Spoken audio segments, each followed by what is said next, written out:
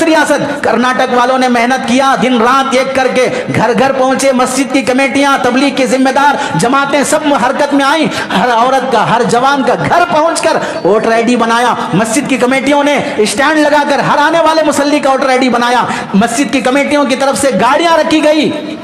3 دن کے بعد ووٹنگ آنے والی ہے، آپ کہیں سفر نہیں کریں گے، آپ بیمار بھی ہیں گے تو ہم آپ کا انتظام کریں گے، ہاسپٹل سے آ کے آپ ووٹ ڈالیے، بوڑھا بھی ہے تو ویل چیئر پہ آ کے ووٹ ڈالے، عورتوں کے لیے مسجد کی طرف سے کمیٹی کی طرف سے گاڑیوں کا آٹو کا انتظام کیا جائے گا، آپ جا کے ووٹ ڈال کے آئیے۔ تب جا کے اسی کرناٹک کی ریاست میں جہاں حجاب کے مسئلے پر مسلمان لڑکیوں کو کالج میں ایگزام کے لیے نہیں بٹھایا جا رہا تھا، آج اسی کرناٹک کی ریاست آج اسے اسپیکر بنا کر بٹھایا جا رہا ہے آپ کے ووٹ کے صحیح استعمال سے۔ حضرت یوسف علیہ السلام کو جب 7 بند کمروں کے اندر زلیخا نے زنا کی جب دعوت دی، تالے لگے ہوئے ہیں، کمرے بند ہیں، 7 دروازے لگے ہوئے ہیں، لیکن حضرت یوسف نے یہ نہیں سوچا کمرے بند ہیں، دروازوں پہ تالے ہیں، میں کیا آگے بھاگوں گا، یہ دروازے کون کھولے گا؟ لیکن حضرت یوسف نے بتایا، لوگوں سنو، یوسف بند کمروں میں زلیخا کی زنا کی دعوت سے بچنے کے لیے کمرے کے دروازے تک بھاگ کر آیا، تو اس خدا نے اپنے کرشمہ یہ دکھایا کہ 7 دروازے کھول دیا۔ آج بھی ظالم کے گھیرے میں جو مسلمان پڑا ہے، اللہ کے در تک بھاگ کے آؤ، باقی کے دروازے وہ اللہ کھول کے دکھائے گا، اپنے بس میں جو ہے وہ تو کرو، جو بس سے باہر ہے وہ اللہ کر کے دکھائیں گے۔ Thanks for watching. Don't forget to like, comment, share and subscribe to الحمد لله نحمده ونستعينه ونستغفره ونؤمن به ونتوكل عليه ونعوذ بالله من شرور أنفسنا ومن سيئات أعمالنا من يهده الله فلا مضل له ومن يضلله فلا هادي له ونشهد أن لا إله إلا الله ونشهد أن محمدا عبده ورسوله أما بعد فقد قال الله تبارك وتعالى في القرآن المجيد والفرقان الحميد أعوذ بالله من الشيطان الرجيم بسم الله الرحمن الرحيم وأعدوا لهم ما استطعتم من قوة ومن رباط الخيل ترهبون به عدو الله وعدوكم وآخرين من دونهم لا تعلمونهم الله يعلمهم صدق الله العظيم وقال النبي صلى الله عليه وسلم أفضل الجهاد كلمة حق عند سلطان جائر أو كما قال النبي صلى الله عليه وسلم اللهم صل على سيدنا محمد وعلى آل سيدنا محمد وبارك وسلم اللهم صل على سيدنا محمد وعلى آل سيدنا محمد وبارك وسلم اللهم صل على سيدنا محمد وعلى آل سيدنا محمد وبارك وسلم۔ میرے محترم عزیزوں، بزرگوں اور دوستوں، قرآن مجید کی آیت اور حدیث پاک کی روشنی میں آپ حضرات کے سامنے جو بات عرض کرنی ہے وہ موجودہ حالات کے لحاظ سے بہت اہم اور ایک دینی فریضہ، ایک ملکی ذمہ داری، ایک مسلمان اور ایک ہندوستانی ہونے کی حیثیت سے یہاں کے ہر باشندے کے لیے، ہر مسلم اور غیر مسلم کے لیے جو کرنے کا ضروری کام ہے اور نہیں کرنے کا بہت بڑا نقصان شرعی بھی ہوگا اور ملکی بھی ہوگا، اس متعلق کچھ باتیں عرض کرنی ہے۔ اور وہ کیا ہے؟ ہر شہری کا، ہر مسلمان مرد عورت، غیر مسلم مرد عورت، 18 سال سے زائد جس کی بھی عمر ہو چکی ہے، اس کا اپنا ووٹر آئی ڈی بنانا کتنا ضروری ہے، اور یہ بھی ایک دینی فریضہ ہے۔ اور جس کا ووٹر آئی ڈی نہیں بنا یا ووٹر آئی ڈی بننے کے بعد ووٹ ڈالنے کے فریضے کو ضروری نہیں سمجھا، وہ شریعت کی نظر میں بھی مجرم، گنہگار اور قصوروار ہے، اور ملکی قانون کے لحاظ سے بھی وہ غلط حرکت میں مبتلا ہے۔ بات شروع کرنے سے پہلے میں 2 باتیں عرض کر دوں۔ پہلی بات تو یہ ہے کہ آج بیان 1:10 کے آس پاس شروع ہوا ہے، 10 منٹ کی تاخیر ہو گئی،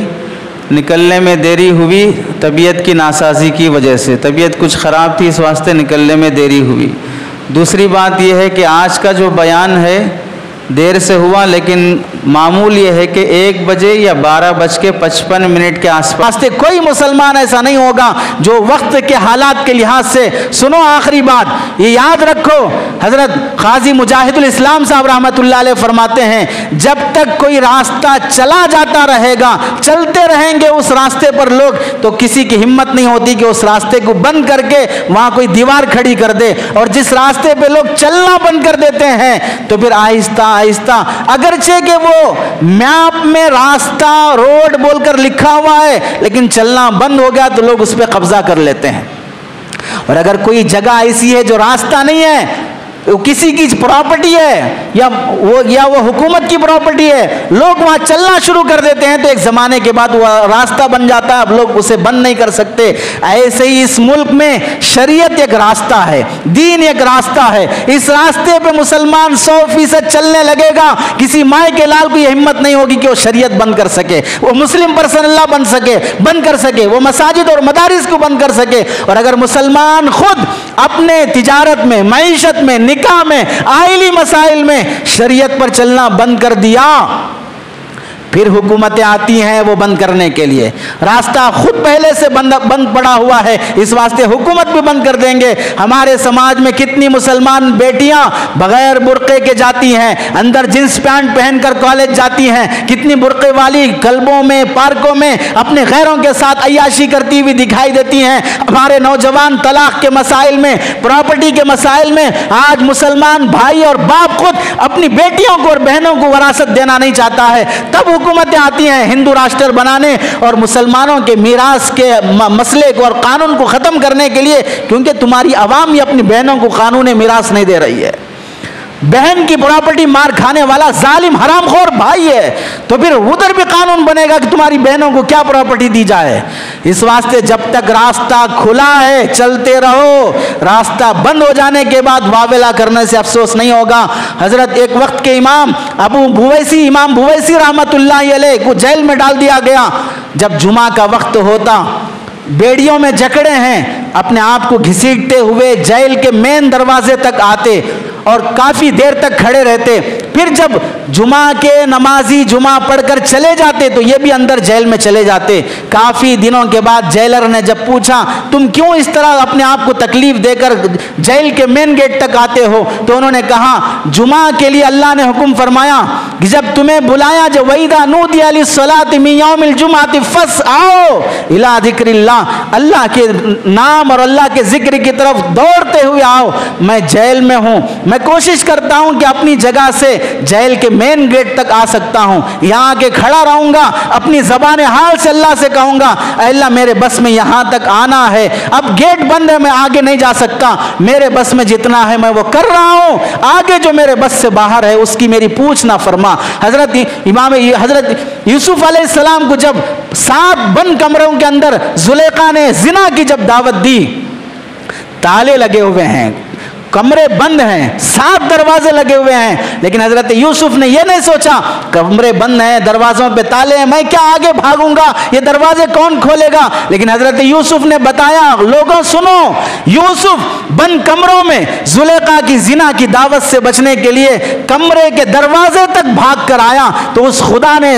اپنے کرشمہ یہ دکھایا کہ 7 دروازے کھول دیا۔ آج بھی ظالم کے گھیرے میں جو مسلمان پڑا ہے، اللہ کے در تک بھاگ کے آؤ، باقی کے دروازے وہ اللہ کھول کے دکھائے گا۔ اپنے بس میں جو ہے وہ تو کرو، جو بس سے باہر ہے وہ اللہ کر کے دکھائیں گے۔ اللہ سے دعا ہے کہ اللہ عمل کی توفیق نصیب فرمائے، آمین۔ وآخر دعوانا ان الحمد للہ رب العالمین۔